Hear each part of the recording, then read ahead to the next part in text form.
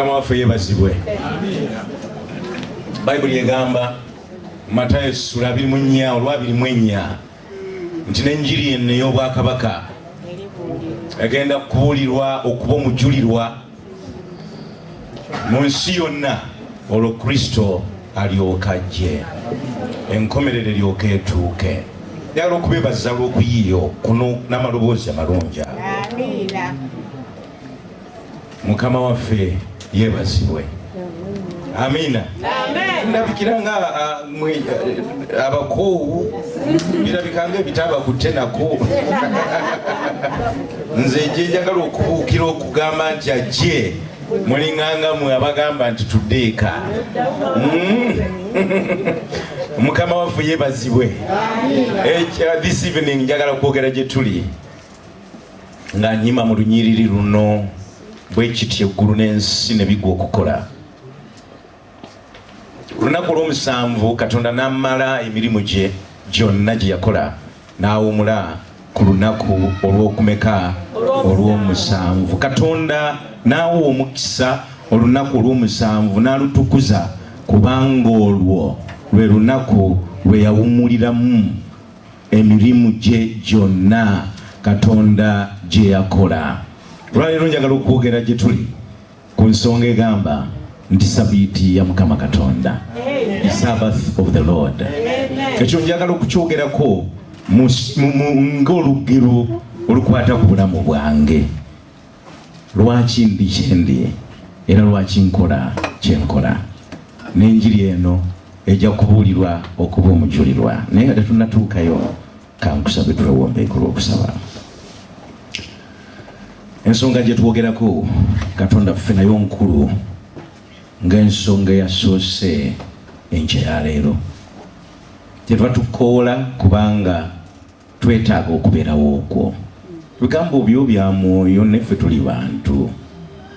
Omwoyo yekka yasobola okutuwalula n'okutusikiriza okutulumiriza ate n'olw'ekibi. Kyenva nsaba nga ngezaako okunnyonnyola ekyo kyontisse eri abaddu bo n'abazaana. Nsaba Katonda ffe okinnyonnyole kinnyonnyoke mu bulamu bwabwe mu magezi gaabwe n'okutegeera. Tuuka Katonda ffe onzijewo naye ggwe osobole okweyogerera n'abantu bo. Kabawulire eddoboozi lyo ebyange bibule naye ggwe kikyo kyokka kye kiba kituuka n'okunywera mu bulamu bwabwe. Katuuke ku nkomerero y'okusinza ku olwaliro nga tugamba nti abadde Katonda nti badde eddoboozi lye ayogedde gye tuli agulumizibwe aweebwe ekitiibwa ku Yesu Kristo Mukama waffe. Sabiiti ya Mukama Katonda, the Sabbath of the Lord. Atugambye nti olubereberye Katonda yayiiya ye n'atonda eggulu naki n'ensi. Ekyo lwe lwawandiikibwa kyekyawandiikibwa ekiggulawo Bayibuli. In the beginning God created the heavens and the earth. Bagamba abanyonyozi ba theologia bagamba nti olunyiriri olwo lwokka lufunzafunza Bayibuli yonna. Mwolwo mwe muli ensibuko ya Bayibuli. Baluwandiseeko bingi, dissertations ne thesis eziwerera ddala nga bakulaga nti olwo lwe lumu ku nnyiriri oluzimbiddwako Bayibuli yonna. Kubanga lukulaga Katonda ne lukulaga obutonzi n'omuntu. Olwo lwe lutulaga obusukkulumu bwa Mukama naffe kye tuli. Oyo ng'atonda byonna biri wansi we kubanga ye mutonzi. Agamba nti mutye Katonda mumuwe ekitiibwa. Oyo kubikkulwa yagamba tudduse tugenze ku nkomerero. Asoose gamba nti Mukama ye mutonzi w'eggulu naki n'ensi, ye mutonzi wa byonna. Naye bw'amaze okutugamba n'alyoka adduka okugenda ku nkomerero ya Bayibuli nga kakasa nti ebyo bye bifunza Bayibuli yonna. Omutye Katonda mumuwe kiki. Lwaki? Kubanga ekiseera eky'omusango gwe kigize kitya. N'alyoka agamba nti mumusinze oyo eyakola eggulu n'ensi n'ennyanja n'ensulo zaki n'ensulo z'amazzi. Bayibuli yonna nefunzibwa mu nsonga enkulu nti Katonda ye mutonzi, ye yekka alina okusinzibwa. ye yatutonda ne byonna ebitwetoolodde ye yekka bwe tulina okusinza. Bwe tutuuka ku kiki kye tulina okukola ku nsi kuno, Katonda yasalawo era Katonda yewe nkomerero. Na amaliriza atugamba nti naye ebiddirira oluvannyuma lwa lubereberye essula esooka agamba mu ssula zino Katonda atonda byonna, ng'ono bw'atugambye nti ye yatonda ye yakola oyo mumusinzi, kubanga ye yakola eggulu n'ensi ne byonna ebirimu, ennyanja n'ensulo ez'amazzi.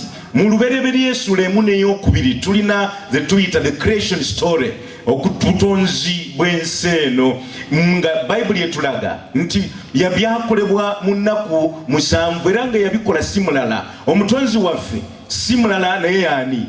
Ffe tetwava mu small animals obwo okufuuka nkima ne lulyoka tufuuka abaddugavu ne lulyoka tufuuka abantu. Twava mu mukono gwa Katonda. Ye yatutonda mu ngeri ye ate mu kifaananyi kye, naye nga byonna abijjayo mu nnaku 7. Bw'amala mu 26 atugamba nti Katonda n'ayogera nti tukole omuntu mu ngeri yaffe, mu kifaananyi kyaffe, bafugenga byonna. Katonda n'atonda omuntu mu kifaananyi kye, mu ngeri ya Katonda bwe yamutondera omusajja n'omukazi bwe yabagira ki, bwe yabatonda.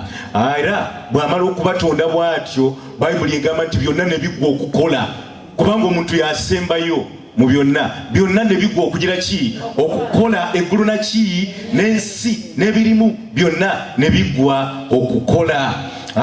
Amaliza n'agamba nti bwe bimaze okuggwa, lubereberye 2:2 kyava agamba nti ku lunaku olw'omusanvu Katonda n'amala emirimu gye gyonna gye yakola, n'awummula ku lunaku olw'okumeka, olw'omusanvu. Olunaku luno olw'omusanvu lukulu, kubanga Katonda abeera amaze emirimu gye. Alinganga awummula, naye ate mu ngeri endala alinganga eyeeyozaayoza olw'okubanga alina kyalabako kyakoze. Olunabeera nga alinganga agamba nti laba obutonzi bwange, laba kyenkoze. Naye bw'amala okuwummula bw'atyo, Bayibuli egamba nti n'awa omukisa olunaku olw'okumeka, olw'omusanvu, n'alutukuza, kubanga olwo lwe lunaku lwe yawummuliramu emirimu gye gyonna Katonda gye yakola atya. Kanjogereko eri Omuadventist awangalidde mu kanisa muno n'okuba nti ayinza okuba nga yazaalibwa mu kanisa muno. Bayibuli etugambye nti Katonda yatondera mu nnaku mmeka? Yes, yoyo gwe njogera naye kankiddemu. Katonda yatondera mu nnaku mmeka? Katonda, Bayibuli egambye etya nti Katonda yatondera mu nnaku mmeka? Kanzireyo 2:2 Bayibuli yeyogera. Kansaba owandiika ebintu bino abadde yebase njagala oveeyo. Musaawe neetera kuba nzibu kubanga tuba tumaze okulya ng'ekyenda kitandise. Olw'ekyo agamba ku lunaku olw'omusanvu Katonda n'amala emirimu gye gyonna gye yakola, n'awummula ku lunaku olw'okumeka? Yatondera mu nnaku mmeka? All right. Awo Omuadventi ensi Bayibuli wesinga okumukubira entegetege nemukaliga nemukubira ddala ku ttaka. Katonda Bayibuli ekugambye nti ku lunaku olw'omusanvu lwe yamalirako emirimu gye. Teyamalira ku lunaku lwakumeka? Lwa 6. Mapyago kyekyo kipya gye tuli. Katonda amala emirimu gye ku lunaku lwakumeka? Lwa 7. Era neyongerayo negamba nti gye gyonna gye yakola n'awummula ku lunaku olw'okumeka? Olw'omusanvu. Olunaku olwo lwawummulirako, lwamalirako emirimu gye. Kankitereze kino. Katonda ne ku lunaku olw'omusanvu akyakola. Kati njagala obuzuukuke tugenda ffenna. Olunaku luli waliwo eyambuuza ekibuuzo nti mwabasumba muwummula ddi? Mulinganga abakola emirimu ne ku lunaku olwa Ssabbiiti. Ne mugamba Katonda tatugaanangako kukola mirimu ku lunaku lwa Ssabbiiti. Omuadventi omu n'abuuka n'agamba nti n'omuza musumba mupya ono si mu Adventist ono balabika bamutumye naye njagala okukakasa olwaliro mu Adventist ali wano nti nsomesa basumba Uganda ate nga basumba baba Seventh Day ne mbasomesa Bayibuli egambye naye mmwe mugamba yasondera munaku mmeka mukaaga. Bayibuli egambye nti n'amala ku lunaku olw'okumeka olw'omusanvu era n'amala emirimu gye gyonna. Ngenda kukinnyonnyola kyenva njagala okuzuukuke nkutwale tusobole okussa ekimu ku nkomero ya byonna.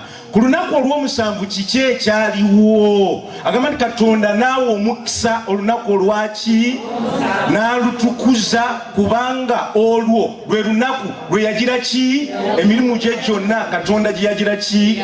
Njagala okukubuulira nti bwe tuba tusoma Bayibuli, bwe tuba tutandika okuyiga Oluzungu tulina ze tuyita nouns ne verbs. Noun byegemanya g'ebintu naye verb byebigambo ebikola. Si bwe buli si bwe bigambo ebikola. Kankutegeeza olwaleero ne ku lunaku olw'omusanvu Katonda yali akyakola. Yakola ki? Yakola bino.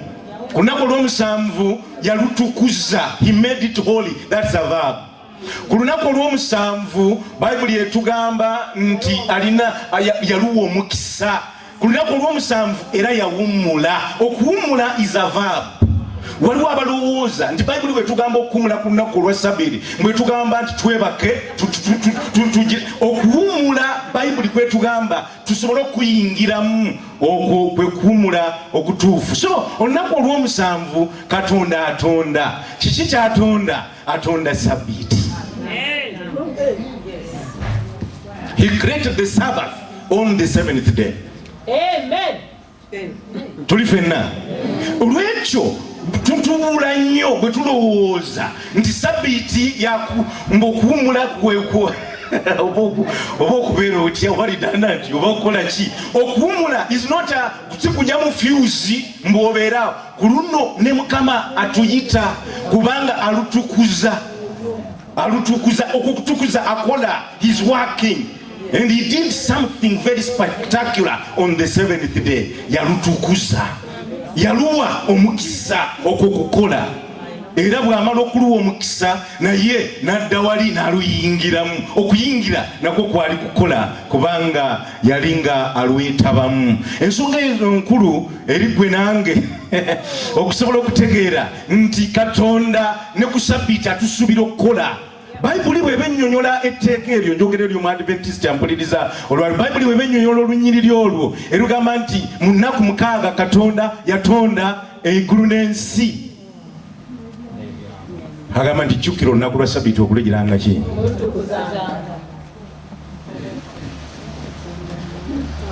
Mu nnaku mukaaga atonda ebirala byonna. Ku lunaku olw'omusanvu Katonda n'agira ki? N'alutukuza n'aluwummulirako. Olwo nalwo alina byakola. Weewaawo ensi etondebwa n'ebyayo ku nnaku endala naye Mukama yeebazibwe alina kyayita holy time. Kyatonda ku lunaku olwo. That holy time tegwa mu bintu. Kiba kikutegeeza nti ebintu byonna byebiggwawo waliwo holy time eyeeyongerayo kubanga erina akakwate Katonda kubanga ye mutukuvu. Kiteeka kye bali kugamba nti jjukira olunaku lwa Sabbiiti okulutukuzanga. Ennaku mukaaga okolanga emirimu gyo egigyo egyo gya njawulo naye olunaku olw'omusanvu kola egya Mukama. Kola egya Mukama. Mukama akusuubira nti ku lunaku olwo tambula ogenda omusinze. Mu lunaku olwo akugamba nti bizze ku bbali wenyigire mu by'obutuukirivu genda oyambe. Abakaaba genda okaabe nabo okukutuyanya. N'agamba nti genda owulire enjiri ekutuyanya. Temulowooza nti mbeera wano mirembe ngenda okufana wano nga entuyo zimpiseemu nga nkooye simanyi oba steps mbeera ntambudde mmeka. Mukwano gwange nkoowa naye yeebaziwe nti sikoowera mu byange nkoowera mu bibye. Olwekyo atugamba nti n'aluwa omukisa olunaku olwo. Olwekyo olunaku luno olw'omusanvu akolerako ebintu bibino bisatu. Agamba nti God blessed it, yaluwa omukisa. He sanctified it, yalutukuza. bwatyo nawulumulirako. Ebintu ebyo bikulu byenjagala otambule nabyo ng'omukristaayo wa Katonda. Esabbiiti ereme kubeera yakwebaka naku oba nakubeera ki, njagala okunoonya akagambo ddala ne kakyambuze ke tutera okukola mu lunaku luno olwa Sabbiiti. Esebo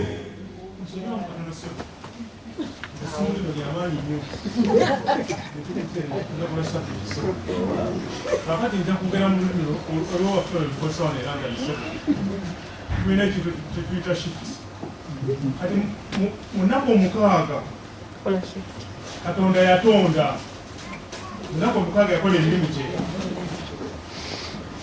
Ekyo tekibadde tugenderako nti butonze endowooza nti munaku omukaaga yakola obutonzi bwe bwonna n'amala ku lunaku olw'omukaaga n'agamba leka nesipeeringi kati mmaze okukola buli kimu. Ku lunaku olw'omusanvu n'alyoka akola ebyo n'awummula. Twatumanyi nti yawummula buwummuzi teyakola ku lunaku olw'omusanvu. Tujja genda mu maaso nga twetegereza, webale nnyo, tujja genda mu maaso nga twetegereza tukizuule nti okuwummula okwo yemuva tutuuka leeti by the way ku Sabbiiti nemwebaka ne mumalirako ne mutategeera nti waliyo ogwa Mukama, ne mutategeera nti weetaagibwa. N'olwaleero ekyokuyiga kiwanvu naye tujja kwetegereza ebimu ku byo. Mukama n'atonda ensi nga nnungi ne byonna byali birungi, naye ebyembi akasajja kajjira mu mbeera eno ne katulimbalimba.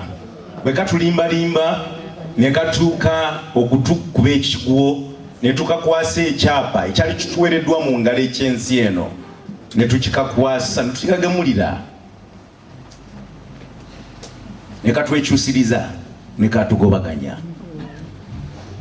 Twafuluma mu nsi eyo Katonda nga atusaasidde, kubanga singa tweyongera okubeeramu mu nsi eyo mu lusuku Adeni twandibadde tuli ku mutawaana ogw'emirembe n'emirembe. Kyali kisa kya Katonda okutugobayo, kubanga singa tweyongerayo ne tuddamu okukwata ku muti ogw'obulamu twandibadde boonoonyi emirembe n'emirembe. Naye nga tumaze okwonoona nga tukyedduka tudde eno tudde eri, Mukama agamba nti abantu bano kanzikkirire mangu nga tebanaddayo kugukwatako basobole okufa n'ekibi kino emirembe n'emirembe. Neme kuteekawo anitano sina naye nyingirewo nsobole okusala emirandiro egyo mbafulumye ndyoke nkole pulaani. Bw'atyo Adeni ng'akutta omuliro teyagala tufiiremu, yasooka kutufulumya n'alyoka aleeta omuliro n'aleeta amazzi n'akola pulaani ey'okuzikiza omuliro ogwali gukutta ensi eno. Ampuliriza agamba nti ebyo byonna nga tumaze okubifiirwa byonna Katonda yatulekerawo era ng'atufulumya, yatugamba nti mufulume naye temugenda bwereere. Ng'emuyumba ekutta omuliro tofulumya muntu bwereere, mugambe wagira aba yaliko mukapijama akweka obwereere mugambe wakiri nti kwatayo ka passport kano baka gundi osobole okufuna kyonoolya. Fuluma naye waliwo okukwata mukubo bwokwata ebyo ky'omukisa omulungi Katonda yatukwatira era yategeera kiki kisinga obukulu n'atukwatirayo ebintu bibiri bye twafuluma nabyo. Tufiiriddwa obulamu, tufiiriddwa Adeni, tufiiriddwa byonna, naye yeebazibwe nti yatulekerawo bibiri era ng'ebibiri ebyo bye twafuluma nabyo bye bino. Twafuluma n'amaka n'obufumbo, n'olwaleero nga tukyagendayo.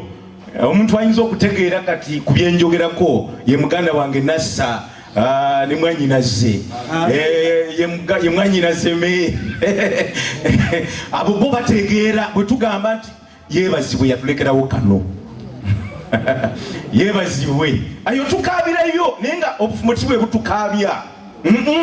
Obufumbo obwo kyali kirabo kya Katonda era kikyali kirabo kye kitukaabya mu bufumbo. Ke kasajja kano kalina obutwa bwe kayingiza buli wantu nti buli we tuteeka omutwe, buli we twekyusiriza kasigawo. Olwekyo n'agamba nti atulekeddewo ekyo. Omuwandiisi wa Mubuulizi omusajja Katonda gwe yayazika amagezi mu ssuula ey'omwenda olunya olw'omwenda kyavaavaayo n'agamba nti enjoy life with the woman whom you love. Nti nyumirwa obulamu n'oyo gw'oyagala. N'amaliriza ng'agamba because that is the only portion in this vain life in which you suffer under the sun. Nti kekoka mukunoonyereza kwa akakyasigaddewo wosobola okufunira emirembe mu nkulagana y'omuntu. Kyenva nkugamba nti bw'oba oli ng'oli mu bufumbo tobuzanyisa. Tegeera nti waliwo ekibi kyateze wali mukyewale ekitwewaliza ekitulitira okusobola okuwangula ekibi kino okukyewala kwe kutegeera nti waliwo tabaaza Katonda gyatulekedde eyegenda okutuyamba etabaaze okutegeera nti ono setaani ono. Bw'otegeera nti kino kibi otegeera nti bwe nakitegeera nja kuwangaaza obufumbo bwange. Ngera ebisinza okututira obufumbo kubaliga ate nga tteeka lya Katonda bulimba butayagala olinga bwe weeyagala. Bwetutuuka kuno buli omu n'atandika okubeera selfish, buli omu n'atandika okweyagaliza. Tontegeera tuli mu ggwanga ddala sibikola Uganda n'ogamba nze mwami ne mutuuka okukubagana bwe mutakubagana kuno kuba mumanyi waliyo poliisi bagajja kusiba n'ogamba nze kansenguke nfulume. Ampuliriza, singa tukwate etabaaza ne mu bufumbo eyo etabaaza eyo ne mu bufumbo yandibadde tuyamba okutegeera n'okufunayo akakatono akakyasigadde. Lwekyo ekyokubiri kyeyatulekera ye Sabbiiti ey'olunaku olw'omusanvu.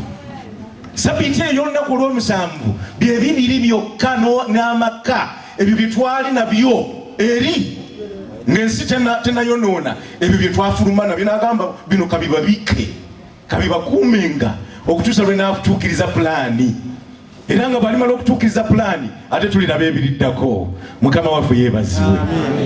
Obwo bwe bubiri bwokka. Ate wetegereze nti obubiri obwo bwe bukola amateeka gonna nga bwe nakugambye enkya ya leero. Kubanga okubufumbo tetuwasa Katonda, tebugasa Katonda. Obwo nkulagana yange naawe ebyo bitunyumira ffe.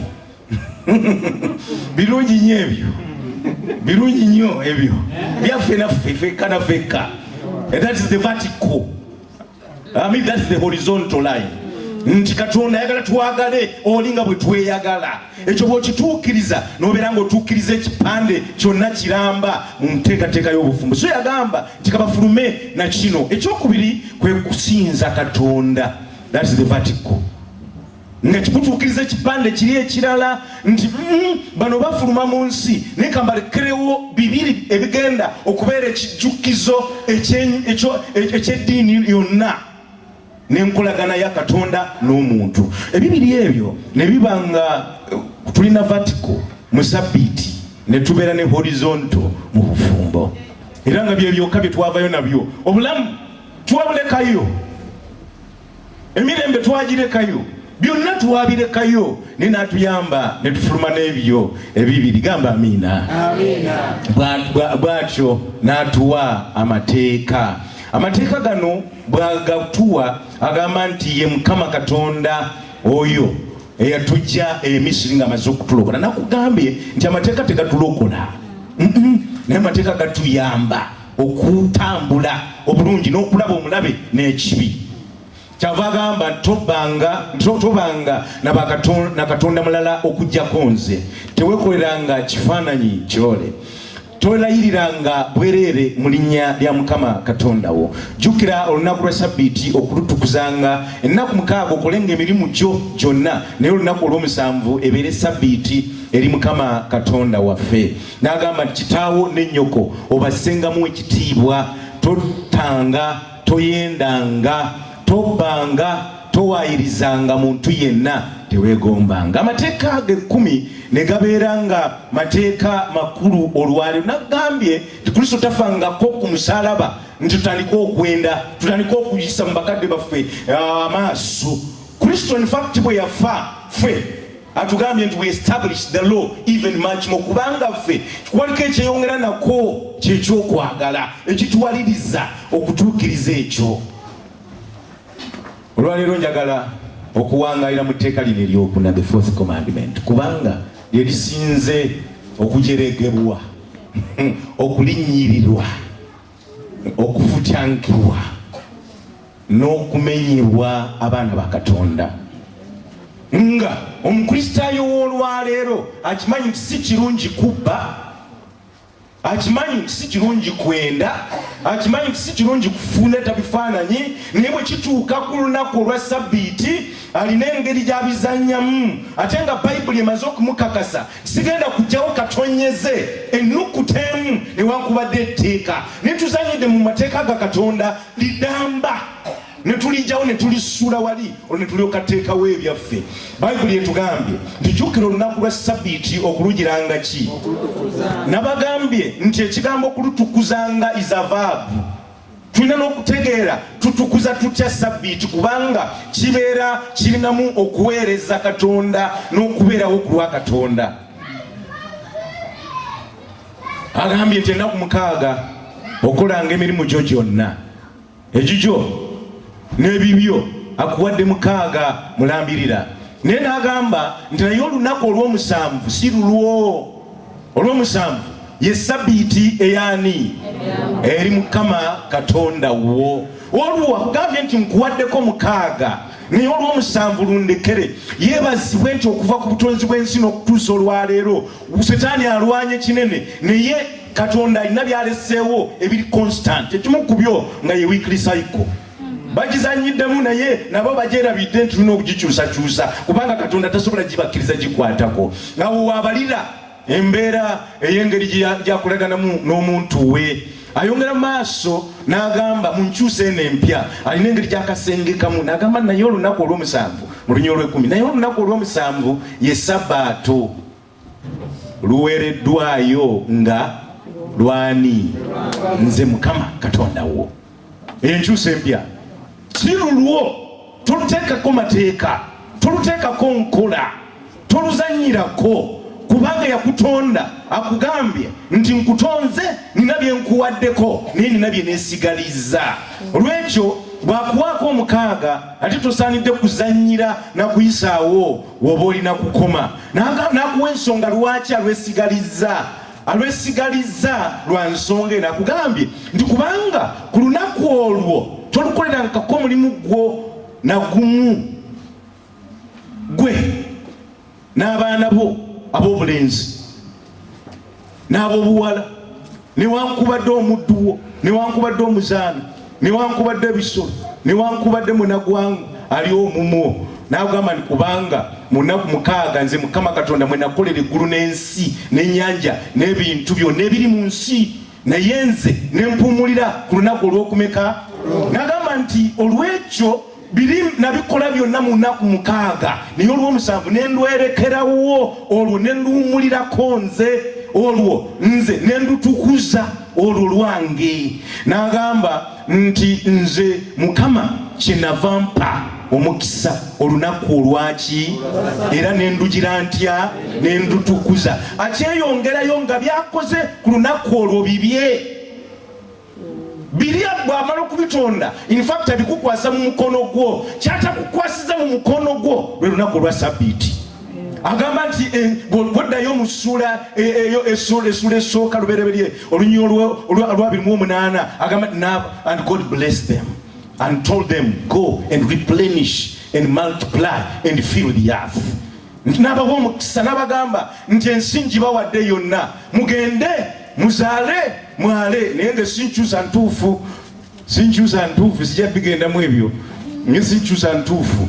Atugamba nti ensi agitukwasiza mu mitendera 3 mu bbanga, tugende tugaziwe, tugende tugirye ku lukalu, genda ogirye ne wansi mu nnyanja n'obugagga bwonna obuli mu ttaka. Those are the 3 spheres zatuwa. Naye n'agamba nti naye olw'omusanvu si lulwo tolukwatangako, olwo lwange nze kanduteekera amateeka n'enkola yalwo. Ayongera mu maaso n'atugamba nti ebigambo bino bw'agamba nti akagambo kano agamba remember the Sabbath day to keep it all, ke kagambo n'agamba nti jjukira. Akagambo kano jjukira kakulu, ke katandika etteeka.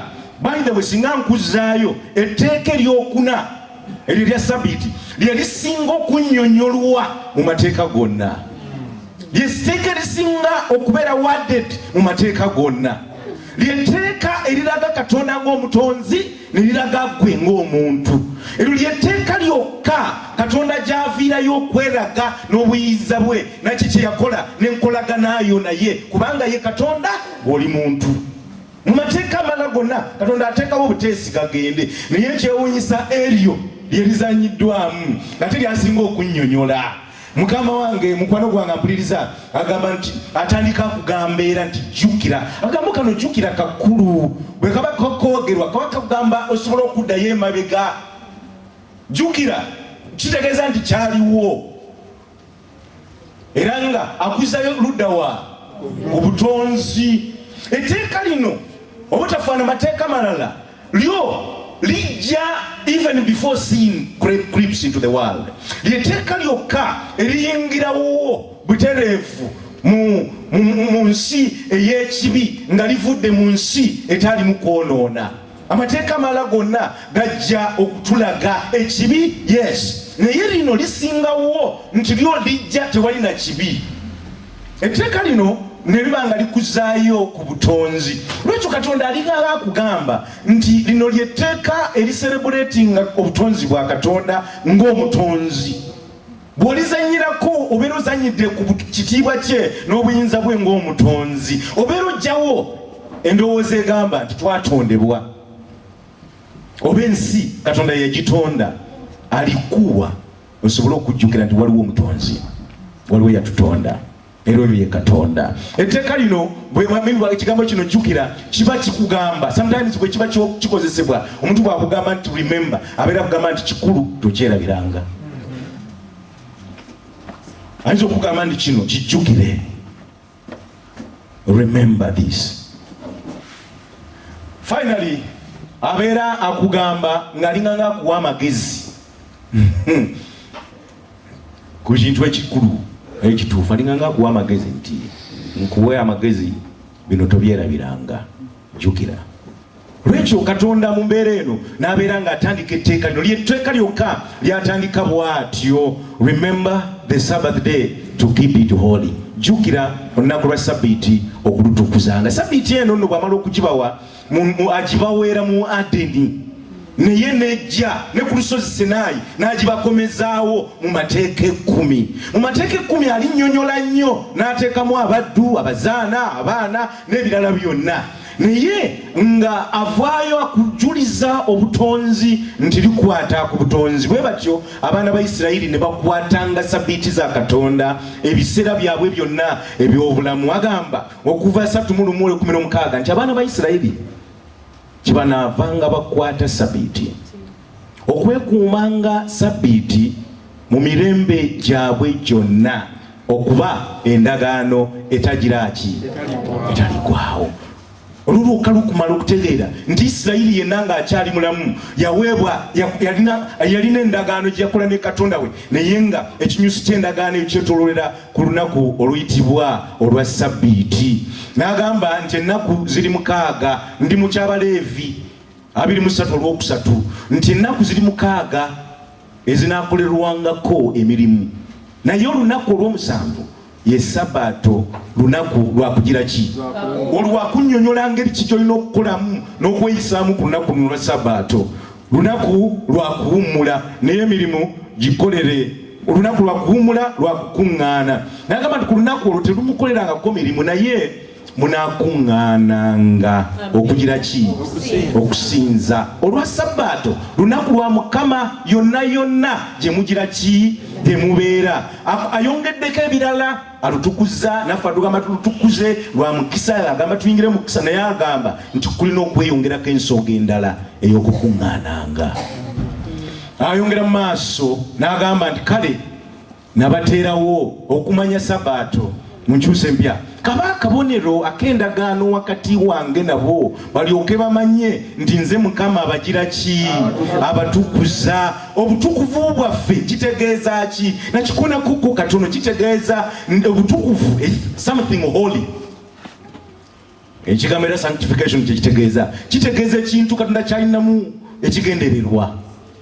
ekintu kyajje mu bya bulijjo n'akikwatako n'akyawula ku birala olw'ekigendererwa kye ng'akyawudde ku bya bulijjo naye ng'alinamu ensonga. Lwekyo Katonda bw'agamba nti ekintu kitukuvu kiba kitegeeza nti akikutteko akiyingiddemu akirinamu ekigendererwa akyawudde ku birala. Kyova olaba nti tulina obufumbo bungi naye obufumbo bulimu Katonda bwalinamu ekigendererwa buyitibwa obufumbo buki?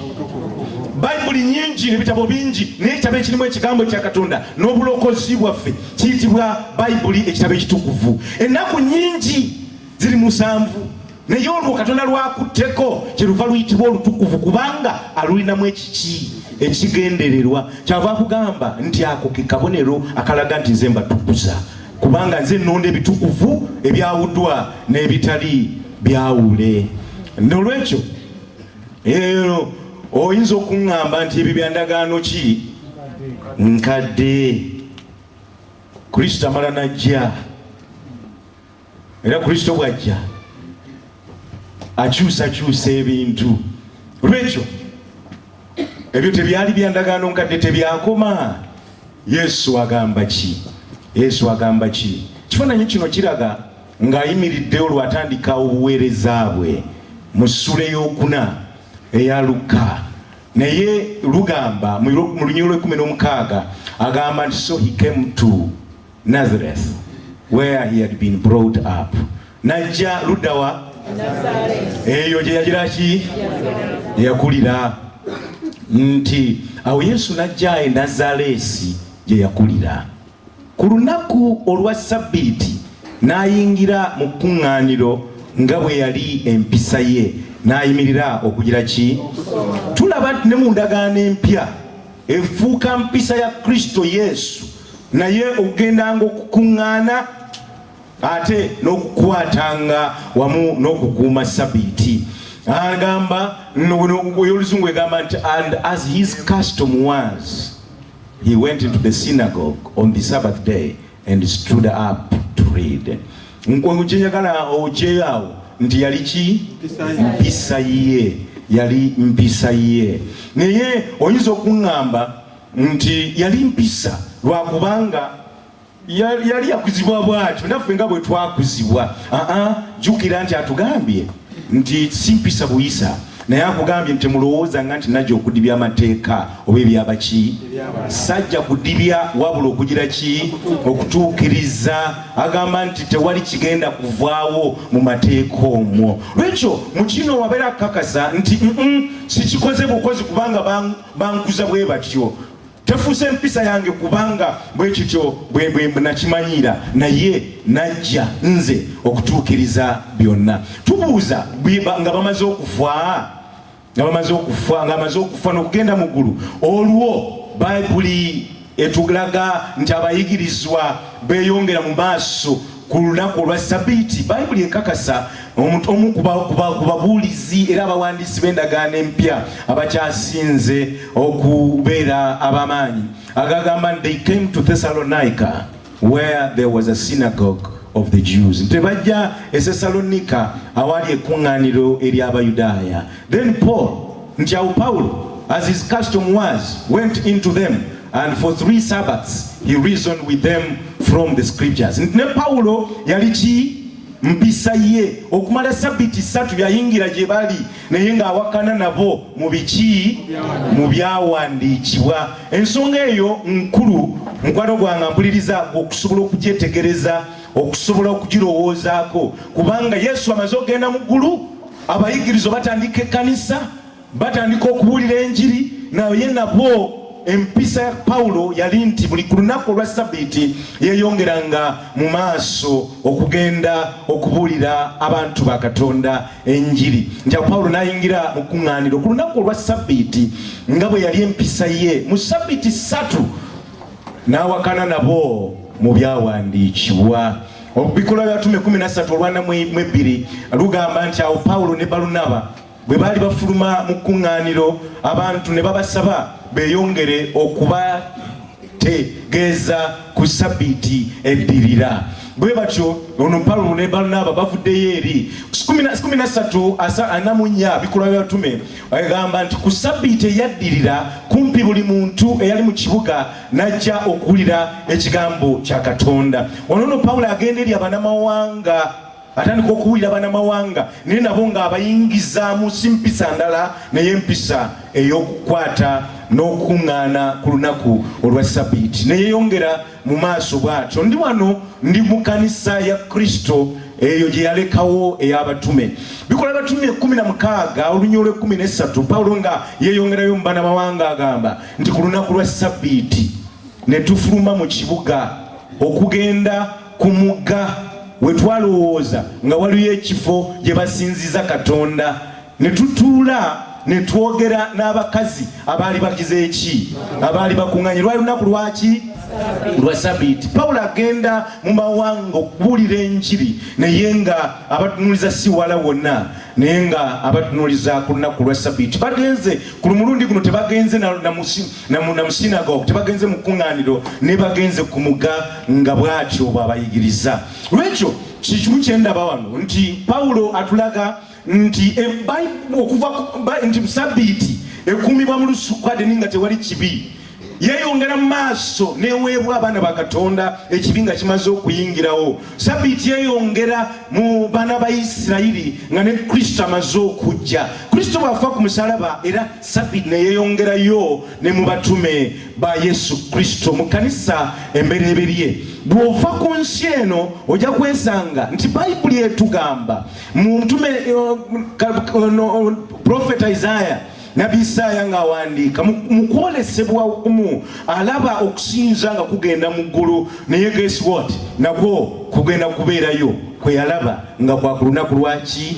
Lwa Ssabbiiti. Isaiah 66 mu 22 mu kwolesebwa kwe agamba nti n'eggulu erijja n'ensi empya bye ndikola bwe birisigalawo mu maaso gange, bw'ayogera Mukama Katonda, bwe kityo bwe bityo bwe lirisigala ezzadde lyammwe n'erinnya lyammwe. Agamba nti waliwo ensi empya gy'agenda okukola, waliwo enteekateeka empya, kubanga gwe nanga basoma Bayibuli tumanyi nti ensi eno egenda kuzikirizibwa. Naye ng'emaze okuzikirizibwa, Pawulo Isaaya alagibwa mu maaso g'okwolesebwa nti waliyo okusinza okugenda okubeerayo eyo mu maaso g'abantu, nti n'eggulu n'ensi bye ndikola bwe birisigalawo mu maaso gange, bw'ayogera Mukama, n'ezzadde lyo nga lisigaddewo. Olw'abiri-mu-3 n'alyoka agamba nti awo lituuka buli omwezi lwe guliboneka na buli Ssabbiiti abantu bonna abalina omubiri banajjanga okusinza mu maaso gaani. Bw'atyo bw'ayogera Mukama.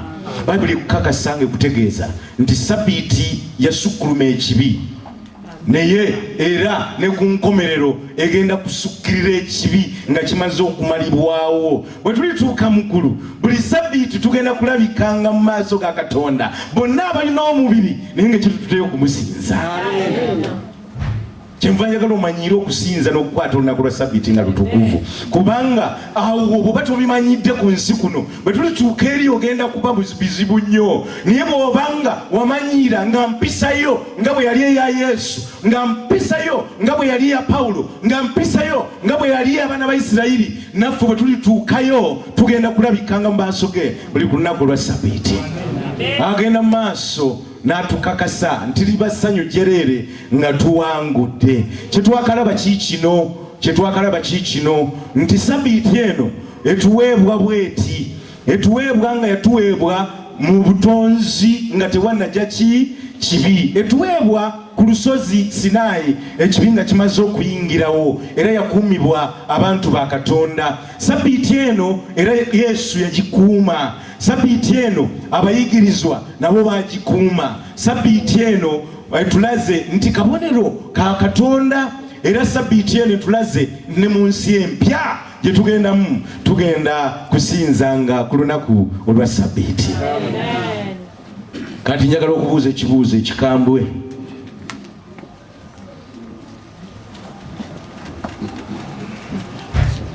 Lunaku ki olwa Ssabbiiti? Ziri 7.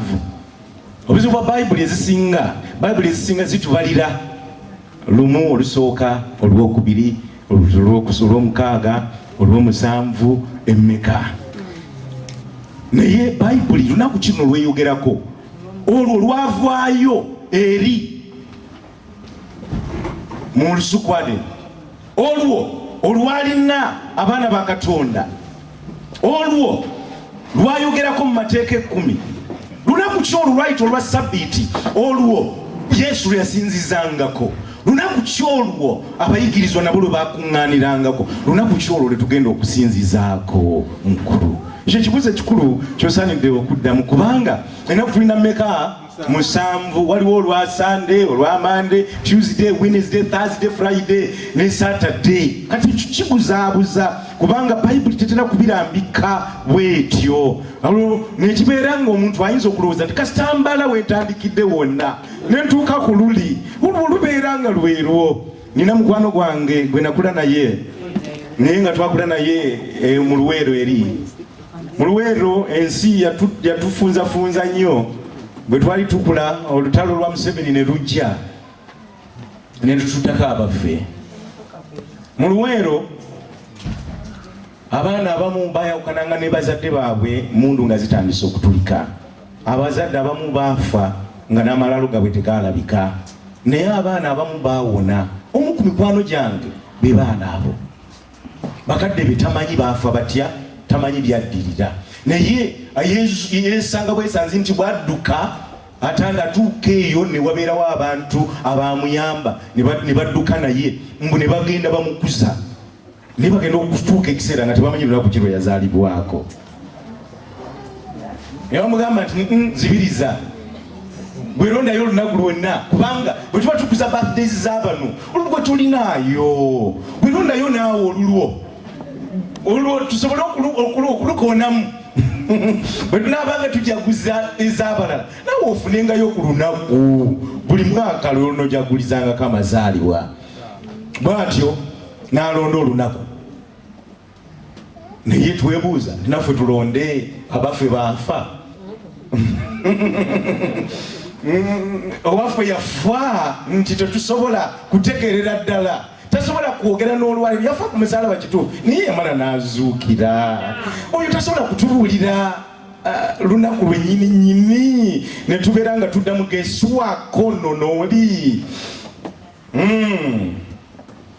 Kabayibuli ekole etya? Kabayibuli eyogere. Kabayibuli eyogere. Njagala okukutwala ku nsonga esooka egamba nti olunaku luno oluyitibwa olwa Sabbiiti, era bayibuli eruyita olw'okumeka? Olw'omusanvu. Gemannya 2 amakakafu ddala.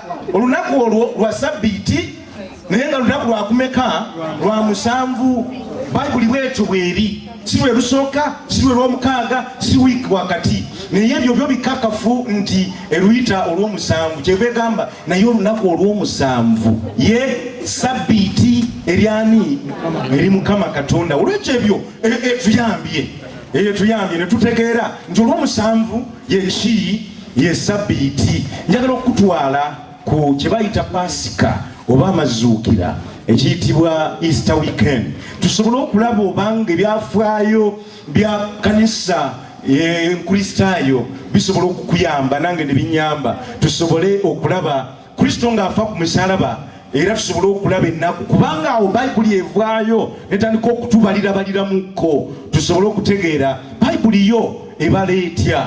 Luka 23:52 agamba nti Yusufu ono n'agenda ewa Piraato n'asaba omulambo gwani eyitibwa Pasika, eyitibwa resurrection, ago ge mazuukira. N'ageyongera mu maaso n'agamba nti Piraato n'agira ki? Ono si Piraato, Yusufu. N'agamba nti n'aguwanula Yusufu, n'aguzinga mu lugoye olwaki, n'agussa mu ntaana eyabajjibwa mu jjinja omutateekebwanga mu muntu. Njagala owandiika ensonga zino. Yesu afa, musajja Yusufu agenda ye wa Piraato n'asaba omulambo, bagumuwadde. agukozeeko agusinga agenda aguteeka muki mu ntaana. Agamba olwataano mu ennya nti kale olwo olunaku lwakola ebyo lwali lunaku lwakumeka luyitibwa lutya? Lwakuteekateeka. Sabbiiti ng'eneebaako ddi ng'eneebaako enkya. Kiki kye tulabamu awo? Nti olw'okuteekateeka si ye sabbiiti. Era tuzuula ekyokubiri nti Yesu lwe yafiirako si ye sabbiiti. Ekyo kituyamba okutegeerera nti olunaku oluddirira lwe yafiirako ye sabbiiti. Si bwe guli? Katwagala twebuuze olunaku olwo lwe luluwa? Ekitegeeza nti Yesu yafa ku lwa mukaaga, kubanga twalabye nti sabbiiti luyitibwa olw'omusanvu era ye sabbiiti.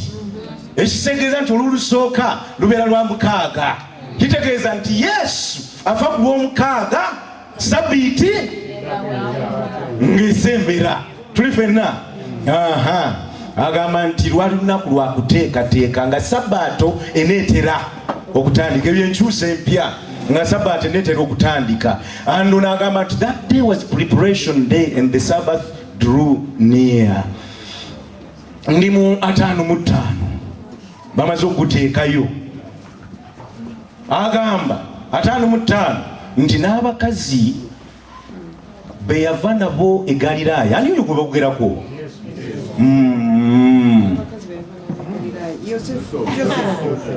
N'abakazi be yava nabo eruddawa ne bagoberera ani?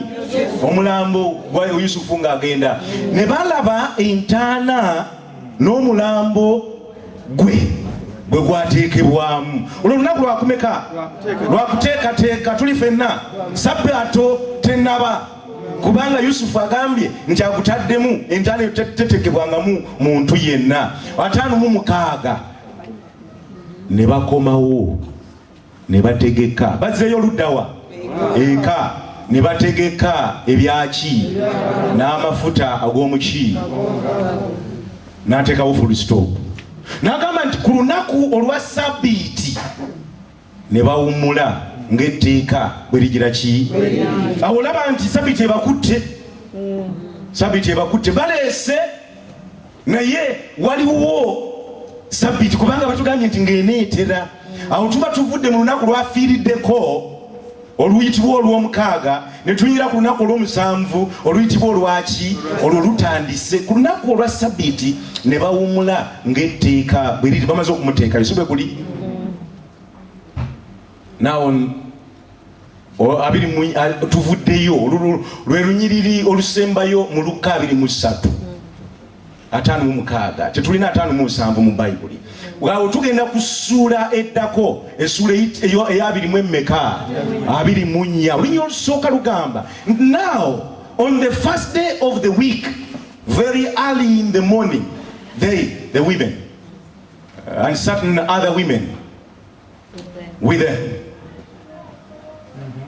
Agamba nti bawummudde, afudde bamutaddeyo, bawummudde ng'etteeka bwe liri. Naye mbu ku makya nnyo nnyini ddala, ku lunaku olusooka mu wiiki, ne bajja ne bakomawo. Ku luno baali bangiko. Awo ku lunaku olubereberye mu nnaku 7 bw'ati bwalukyusa ono oba kisosonkole nti awo ku lunaku olw'olubereberye mu nnaku 7 mu matulutulu enkya, abakazi ne bajja ku ntaana ne baleeta ebyakaloosa bye baali bageze eki, bye baali bategese. Jjukira nti sabbiiti ebakwatiriza ne batasobola kutuukiriza kye baali baagala, naye ne baddayo ne bagondera amateeka. Bukya ku makya tebalulinda njuba kuvaayo n'amaanyi, ne bagenda ku ntaana n'ebyakaloosa byabwe. Olwo lunaku lwakumeka? Lunaku olusooka. Sabbiiti evuddeko kubanga lwe lw'omusanvu. Cycle lwetandika. Kati awo genda otunulira nti lwe lunaku olw'okumeka? Olw'okusatu, kubanga waliyo okufa kwe. Ku lunaku olw'omukaaga waliyo okuziikibwa kwe n'okuwummula. Ku lunaku olw'omusanvu waliyo naawe okuzuukira kwe. Ku lunaku olw'okumeka? Olusooka mu wiiki. mu nnaku omusanvu. Olwo lusooka mu wiiki bayibuli ejja kutegeeza nti si ye sabbiiti, kubanga sabbiiti lwakumeka? Lwa musanvu. Awo ku makya ennyo mu nkyusa empya ku lunaku olusooka mu wiiki abakazi ne bajja ku ntaana nga baleeta ebyobuwoowo bye baategeka. Singa nkututte mu bayibuli sinze nagiwandiika naye eyitibwa Good News Bible. Good News Bible. Bayibuli eyo esobola okukulaga bulungi nnyo kubanga bayibuli eyo eyitibwa Today's English Version. Egezaako okugyayo amakulu eri esobola okugaleeta mu lulimi olutegeerwa olwayo kye bayitibwa Today's English what? English Version. Today's English Version. Naye eyo yeyitibwa Good News Bible. Eyo bw'ogibuuza obulungi egenda kukutegeeza nnaku ki ezo era nga n'ebyafaayo bijja kukakasa bulungi nnyo. Ani agirina wano? Ze sigirina saatambudde nayo. Who has Good News Bible? The one I have is clear one, but I think it says the same as Good News. Njagala Good News. Clear Bible. Wali alina Good News nga tetunagenda ku Clear Bible ddala.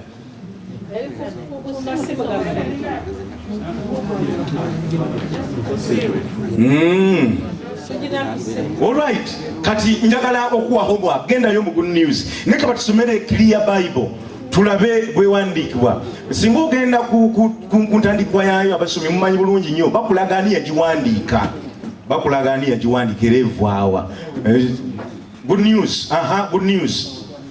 Good News Bible. Kati tugenda ku Luka essula 23 olunyiriri olwa 5-4.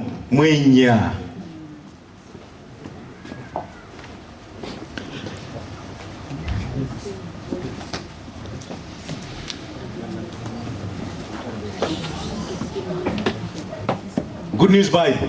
Apps zigani. Bumanyi okwesiba obwo. Bumanyi okwesiba ne bukubuza n'okukubuza. Yes, mukadde. For example, it was Friday and the Sabbath was about to begin. Can you begin from another the verse before? I think it is 53. Then he took the body down. And who's that? Joseph. Wrapped it in a linen sheet and placed it in a tomb which had been dug out of a solid rock and which had never been used.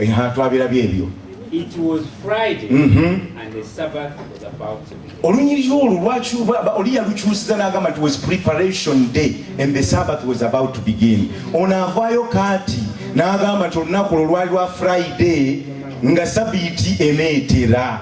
Genda maaso mukadde tusomere ebigambo ebyo bigweyo. Awo otegera butegeeze nti Friday si lwe lunaku olwaki? Olwa sabiiti. Friday lwe lusooka sabiiti. Genda maaso. 55. Yes. The women who had followed Jesus from Galilee went with Joseph and saw the tomb and how Jesus' body was placed in. 56. Yes. Then they went back home and prepared the spices and perfumes for the body. Kati 24 lunaku ki olwo? 24 olusooka. Chapter 24 and verse 1. It says, very early on Sunday morning, the women went to the tomb carrying the spices they had prepared. Webali nnyo. Awo ojja kwetegereza nti Bayibuli eyogera nti olunaku Kristo lwazuukirirako abakyala bano lwe bagenda ku ntaana lwali lwe lusooka mu ki? Mu wiiki. Era oyo lwakyusiza wano mu Clear Bible n'akugamba nti it was what? Sunday. Very early on Sunday morning. Ebyo tebikyuse n'olwaleero tulaba nti bwe tuddayo ku Pasika ddala ey'olwaliro gye tuselebrating ennyo n'abazungu ba wano nga bo bagiselebrating. Ojja kwetegereza nti tukimanyi bulungi nnyo nti Friday eyitibwa Good Friday. Era abakristaayo ddala tebalya nnyama ku lunaku olwo nga bajjukira nti omubiri gwa Yesu kwolwo lwe gwabetentebwa, kwolwo lwe yattibwa n'awanikibwa. Ebintu ebyo tebikyuseemu, ebyafaayo bitulaze nti Good Friday si lwe lunaku Kristo lwe yafiira, si lwe lunaku olwa Sabbiiti, ne lwe lunaku Kristo lwe yagira ki lwe yafiirako. Yamala ennaku mmeka? Era nga ne batisimu kakatekisiti yatulaga nti oluvannyuma lw'olwokusatu n'azuukira. Olunaku oluddako ne lwa Saturday, era ng'olwo lwe lwawumulirako abakyala bali ng'etteeka bwe liri, kubanga lwe lunaku olw'omusanvu. Then olunaku olusooka mu wiiki ne lubeera nga lwe lunaku si lulala lwonna, naye lwe lwa Sande, olwo lwe yava mu ntaana. Ebyo biba bikulaga nti tuba tuganye buganye okutunulira ebyafaayo by'ekkanisa bwe tubanga tetwagala kutegeera olunaku ki olwa Sabbiiti. Bayibuli ekukakasa bulungi nnyo nti Sabbiiti lunaku lwakumeka? Lwa musanvu. Egenze mu maaso nekukakasa nti olunaku olwo lutukuvu lwani? Lwa Mukama. Nekugamba ne Yesu naye mu kufa kwe weewuunye mukwano, kano kankaleete, weewuunye nti ne Yesu teyafa ku Sabbiiti. Yesu afa ku lunaku olwa Friday naye n'awummula ne mu kufa ku lunaku olwa Sabbiiti. Kyova olaba nti n'okufa kw'olwaleero Bayibuli egamba nti ffe Abakristaayo tetufa, ffe tuwummula mu nfuufu y'ensi eno. Ku nkomerero bw'ali bazze tusobole okuwummula. Olunaku olwo lwe tulinda tuveeyo, kubanga okuwummula kwe tuyitamu kulinga ng'okwa Sabbiiti kwa kiseera buseera. Lwekyo Bayibuli ekakasa bulungi nnyo nti Friday oluyitibwa mu mbala ey'abantu abamu lwe lw'omukaaga. Friday nti lwe lwokutaano, olunaku lwo lwakumeka? Lwa mukaaga ddala. Sabbiiti oluyitibwa abantu abamu nti lwe lw'omukaaga, ate olwo Bayibuli lwemanyi ng'olwaki? Ne Kasetaani kagwagwa kalina engeri gye katubuzaabuzaamu netaliko okubala kifuula nnenge. Ne mukwano gwange mpuliriza, weewaawo tubala bwe tutyo dictionary zikyakakasa olunaku olw'omusanvu. Bw'ogenda ne ku kalenda gw'ogikyusakyusa, ne kalenda ekimanyi bulungi nnyo n'abakozi baayo abatali omukunze, naye bakimanyi bulungi nnyo nti Sande lwe lunaku olusooka. Dictionary ekimanyi nti Sande lwe lunaku olusooka. Dictionary ekimanyi nti Saturday lwe lunaku olwa Sabbiiti okusinziira ku Bayibuli. Ebyo ne bibeera nga tubulira bwereere. Naawe okimanyi bulungi nnyo nti tugiyita Easter Sunday, ekitegeeza nti lwe lunaku olw'okuzuukirirako. Easter Sunday Kristo lwazuukira, naye tazuukirangako lunaku lulala lwonna. Kyava avaayo ng'amaliriza akugamba nti jjukira olunaku lwa Sabbiiti okulugiranga ki? Jjukira olunaku lwa Sabbiiti okulutukuzanga. Mukwano gwange mpuliriza nga tumaliriza, ekintu kino kikulu kubanga atugambye nti amateeka gano gafunzibwa mu nsonga y'okwagala. N'agamba nti bwe muba munjagala munaakwatanga amateeka gange. If you love me mujja kukwata amateeka gange. Kibuzo kye njagala okubuuza, gwe lwaki okwata ebirala? Abantu abamu bajja ne batugamba mbu tusinza ku lunaku olwa Sande kubanga Yesu kwe yazuukirira. Etteeka eryo n'ekiragiro kijjawa nti Yesu Bayibuli ekyusizza nti ku lunaku olw'amazuukira yeefuuse Sabbiiti. Ate nga Bayibuli ekugambye nti etteeka lyange sigenda ddikyusa newankubadde akatonyeze, newankubadde ennukuta, newankubadde amateeka, kubanga gakwata ku nkolagana yange n'omuntu. Ono kyava agamba nti amateeka gano tegaweebwa tulokolebwe, naye gaweebwa abo abamaze okugira ki? Okulokolebwa, gasobole okubaluŋŋamya mu nsi eno ey'ekibi. Ayongera mu maaso n'agamba nti oba munjagala munaakwatanga ebiragiro byange. N'agamba nti ennaku kino okutegerera nga tugize eki? Bwe tukwata ebiragiro bye. Mukwano gwange oyinza okuba nga oli wano naye nga weerimbalimba, ng'otandise okugoberera ebibyo n'eby'abantu, ng'olowooza mbu omwagala, ng'olowooza mbu omutegeera. Akabonero k'okutegeera Katonda, litmus test, agamba nti kwe kulaba obanga tukwata ebiragiro byani? Bya Katonda. Ku kino kwetegerera obanga tumutegedde. Agamba nti oyo agamba, ndi mu Yokaana ekisooka 2:4, nti oyo agamba nti mumanyi naye n'ajeemera ebiragiro bye abamulimba era tali mu maki. Mpuliriza. oyinza okuba ng'obadde omusinza naye ng'obadde tumanyi naye ng'olwaleero okitegedde.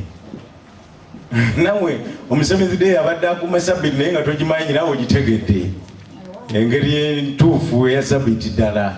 Kyava agamba nti oyo agamba nti amanyi Yesu Kristo naye n'ajemera ebiragiro bye. Ekigambo kino nno biragiro kibuzaabuza, naye bw'agenda mu Luzungu agamba nti he who says he loves me and doesn't keep my commandments is a liar and the truth is not in him. Oyo agamba nti ategedde Yesu Kristo naye nga tagoberera mateeka ge, oyo aba mulimba. Kyava amaliriza nga agamba nti oyinza okuba nga omusinza naye nga omusinza mu bukyamu, oyinza okuba nga omusinza naye nga omusinziza bwereere, oyinza okusinza Katonda naye nga omusinziza bwereere, naye nga gwosinza naye nga omusinziza bwereere. Agamba bw'ati Mako 7:6 agamba nti Yesu n'abagamba nti Isaaya yalagula bulungi ku mmwe bananfuusi nga bwe kyawandiikibwa nti olw'omusanvu n'agamba nti abantu bano banzisamu ekitiibwa kya kumimwa naye emitima gyabwe gindi luddawa. Oyinza okuba nga omusinza naye nga omussaamu kitiibwa kya kumimwa. Agenda kuwa ensonga lwaki ng'ogamba nti Mukama waffe mu Oluganda biki byonna byonna, naye nga gwe omusinza naye nga ebyo tebigenda wala. N'agamba n'amaliriza n'agamba nti naye bansinziza buki bwereere. Bamusinza naye bamusinziza buki? Kubanga bayigiriza amateeka gaki nga bye by'okukwata. Ensonga eyo nkulu. Katonda ayongera mu mateeka ge wano n'agamba toteekanga amateeka agago n'ogaleeta mu by'okusinza. Nze nakutonda nentonda ne week cycle nakuwa ennaku 6 ne mugamba okole ebibyo naye ebibyo bikulemye okukola mu nnaku zo otandise okuzanyira ku lunaku olwange. Ate nga nkugambye nti Sabbiiti yange ya Mukama Katonda wo ne nkugamba nti kolo tolukolerangako mirimu gyo, genda okole mu mirimu egijjo, genda emirimu ogikole mu bibyo mu nnaku ezizo ze nkuwadde. Naye tosobodde kunsisaamu kitiibwa ti nze yakutonda ne nkuwa n'okuwa omazeewo ebibyo naye era n'ebyange obiyingiridde ebinjawula ku ggwe era nebinkakasa nti nze nakutonda. N'akugamba nti olw'ekyo genda mu maaso olowooza nti onsinza naye nkulabula onsinza naye onsinziza buki? Naawe ensonga nti kubanga gwe oyiyiza amateeka agago. Kyava agamba nti buli ansinza naye nga tagobera mateeka gange mulimba. Mu Mark 7 mu Luzungu agamba nti in vain they worship me teaching as doctrines the commandments of men.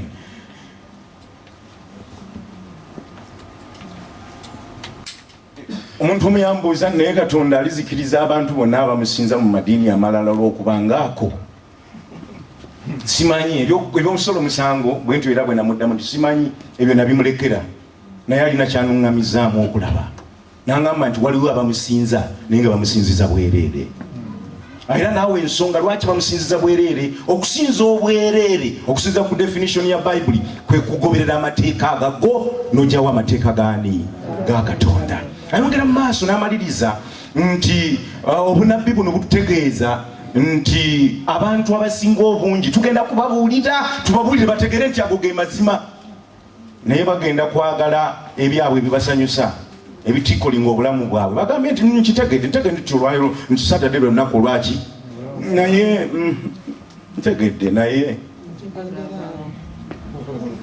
nze nafumbirwa eri ntegedde nkimanyi nti Saturday lwe lw'omusanvu naye nze mukadde weeri nga sibaddiikoni nze nga namanyiira biri. Mukwano gwange saagala otuukirize bunabbi buno. Agamba nti the time will come. Nsoma Timoseewo ekyokubiri, ebbaluwa ey'okubiri ya Timoseewo essula 4 lunyolo olwokusatu n'olwokuna. Agamba nti the time will come when people will not listen to sound doctrine. Mbadde ngezaako okunnyonnyola wano Bayibuli nga Katonda bw'agitadde ku mutima gwange okuviira ddala ku makya. Naye waliyo abantu nga ne bwe nnyonnyola nga biri kaati waliyo abagenda okuba nga mu butuufu baggalawo nga bwe bagamba ennaku zino nga bako babiwulidde emirundi n'emirundi. Nagambye but will follow their own desires and will collect for themselves more and more teachers who will tell them what they are itching to hear. Ngamaze okubuulira wano naye nga tomatidde era noddayo n'ogamba nze n'okubuuza father kubanga yakubulira ebyotegeera n'okubuuza reverend n'okubuuza pastor wange mukwano gwange buuza Katonda buuza Bible kubanga weebuuze is it sound doctrine njagala nawe weebuuze nze ndi nabbi wa bulimba akunyonyola bino oba ddala nsoma mu kigambo kya Katonda njagala weebuuze ebintu bino mbigese bwentyo oba nsoma kigambo kya Katonda kyava amaliriza nga agamba they will turn away from listening the truth and give their attention to legends. Mbulidde wano naye waliwo atagenda kudda sabbiiti ejja kubanga mbikutteko ng'agamba ebyo era byagenda okubuulirako ngenda kubuulira ku birala naye amazima gali nti waliwo ge bitamye olwedde nga bimutamye nga mutuufu nga bwe nkitandiseeko yandibadde afuluma n'atambula n'okutambula naye olwokubanga nkikoonyeko bw'anaafuluma ku ssaawa eno mujja gamba nti obayono ng'ajja kumalako nange naye nga mu butuufu amalirako obuubwo nga si byayagala okuwulira alina byayagala okuwulira ayagala bamugambe kisa kyokka ekya Yesu goli mulokole walokolebwa yenga ebyamagero birabye yenga bifaana bwe bityo mukwano gwanga mpuliriza Katonda obanga yasobola okuzikiriza ensi eno n'agireka neggwaawo olw'okulya obuli ekibala ekibito ekizanya obanga azikiriza ekibuga kiramba Sodoma ne Gomora olw'abantu okufulumamu obufulumi bwe bati obanga azikiriza ensi olw'abantu obutayingira mu biseera by'amataba olw'abantu obutayingira mu lyato mukwano gwange bw'obuuliranga ekigambo kya Katonda n'akubuulira n'ogaana tegeera nti kijja okukubuulira amazima n'okuzikirira obutukuvu n'omusango. Kyava amaliriza nga agamba binyonyodde wano nti kubanga ebiro birijja bwe batalikkiriza kuwulira kuyigiriza kwa bulamu naye amatu nga gabasiibwa bali kuŋŋaanya abayigiriza ng'okwegomba kwabwe bwe kuli baliziba amatu okulekanga amazima. Agamba nti bali kyama okugoberera enfumo z'abantu. Ampuliriza olunyiri luluddawo olugamba nti Yesu bwe yafa olw'Essabbiiti n'agikyusa n'agiza ku lunaku lwa Sande. Ani yagamba nti Friday lwe lunaku olwa Ssabbiiti? Gwe lwaki ova ku Bayibuli byekugambye naye n'ogoberera abalala? Lwaki tokomawo ng'osobola okwesomera n'okutegeera ng'osobola n'okukola research n'osomako otuuse e Bulaaya wano oba watuuka e Bulaaya? Lwaki osobola kutuuka mu Bayibuli n'ogyesomera? Wafuna amagezi agakuyisa mu bazungu abo abayite baagala ogyewa naye n'obayitako ng'oleese buli kiwasobola. Watuuka kuno ne bakubuzaabuza nti bagenda kuwa butuuze naye olaba wabayitako ne babukuwa nga tebeeyagalidde. Lwaki togenda ne weetegereza ekigambo kya Katonda? Kiba kitegeeza nti amagezi tugalina era tusobola okunoonya ne tuzuula era tusobola okutukuwangula ne tukituukako. Naye gwe n'obeera wano ng'osobola okutuuka mu nsi muno naye nga toyagala otuuke mu nsi esingako Mukama gy'akuteekerateekera. Kyava amaliriza ebintu bino ng'agamba nti kale wasigaddeyo ekiwummulo kya Ssabbiiti eri abantu baani? Ono n'ayogera ono Bebulaniya. Ndi mu Bebulaniya essula 4 olunya olw'omwenda ayogera nga Kristo amaze okufa n'okugenda abayigirizwa nga be bawandiika nga bagamba ne ku mulembe guno ogw'okuzuukira kwa Kristo wasigaddeyo ekiwummulo ekya Ssabbiiti. Ekiwummulo ekyo ekya Ssabbiiti kikyaliwo kubanga nabalaze ne mu nsi empya gyekiri.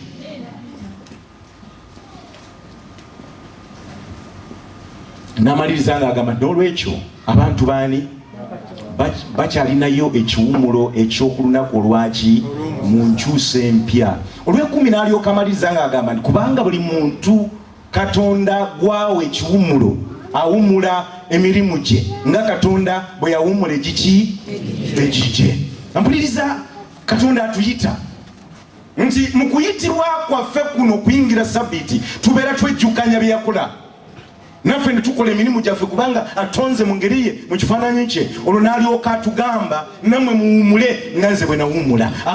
Kabonero ka Sabbiiti ne kabeera nga ke katabaganya ne Katonda waffe okuddayo ku butonzi, era ke katujjukiza nti ye yatutonda. Njagala nziruke mangu olw'ekumi n'agamba bw'ati ng'atuwa amagezi.